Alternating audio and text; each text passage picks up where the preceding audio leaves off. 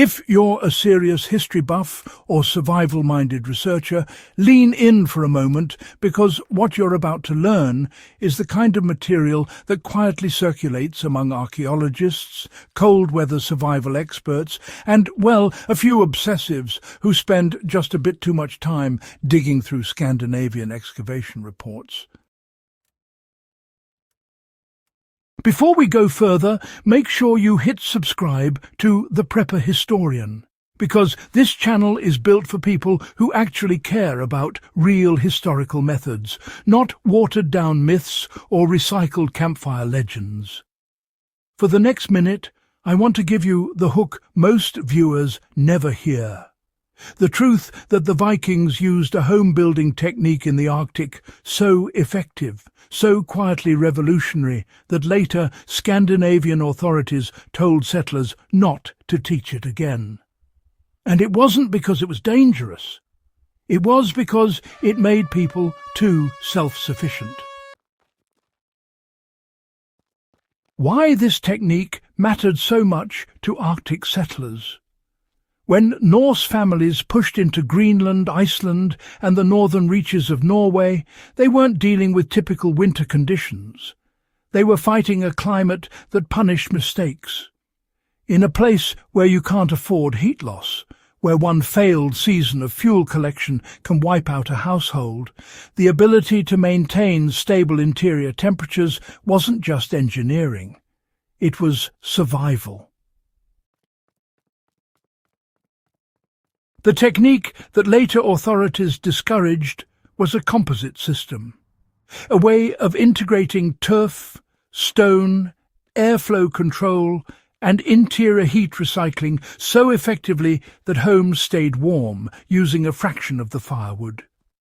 It made families independent, reduced reliance on centralized supply routes, and, turned even isolated settlements into viable long-term homesteads. But as societies shifted toward centralized power structures, governments wanted people dependent on traded fuel, not insulated from it. How the Silent Viking home method actually worked is, well, a bit more involved than people often think. Let's break down what the method really involved, because it wasn't just build a turf house. People who repeat that line haven't read the archaeological cross-sections honestly. The system hinged on three principles: controlled thermal mass, directional heat trapping, and moisture-balanced airflow. When you combine those, you get homes that don't leak warmth and don't accumulate the deadly condensation that ruins most improvised shelters in subarctic climates. First, the settlers built a stone spine or thermal backbone. This wasn't decorative, not at all. They used stones with high heat retention, basalt where available, dense river stone where not. This inner wall was placed just inside the turf envelope, allowing heat from the hearth to soak into it. Once warmed, that stone released heat slowly for hours, keeping temperatures steady even after the fire went out.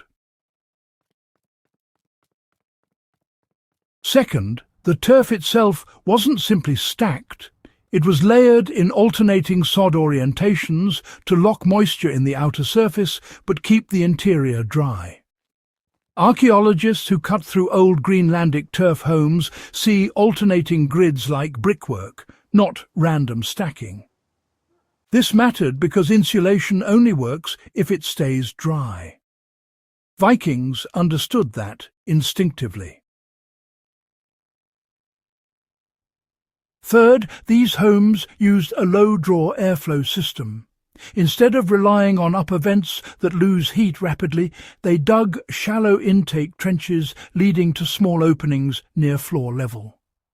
Cold air trickled in low, where it could warm gradually, keeping the fire oxygenated without creating a draft. The warm air exited through a narrow vent above the hearth, creating a stable convection loop. This is the part settlers were told not to replicate later because it allowed homes to run on minimal firewood. Why authorities discouraged the technique in later centuries? As Scandinavian governments expanded control in the 17th and 18th centuries, they wanted predictable tax incomes, consistent trade, and centralized oversight. Families using incredibly efficient homes didn't buy fuel, didn't rely on towns, and didn't participate economically the way officials wanted. So when new colonization waves moved north, settlers received building guidelines that emphasized standardized timber homes, not the independent Viking hybrid system. It sounds petty, but, history is filled with similar examples. Efficient indigenous dwellings suppressed in favor of tax materials, or local knowledge replaced with so-called modern methods that actually increased dependence on outside supply. The Silent Viking Home Technique fit that pattern perfectly. So, how can modern preppers and historians apply this today? For anyone studying historical survival or living in cold regions, this is not just trivia.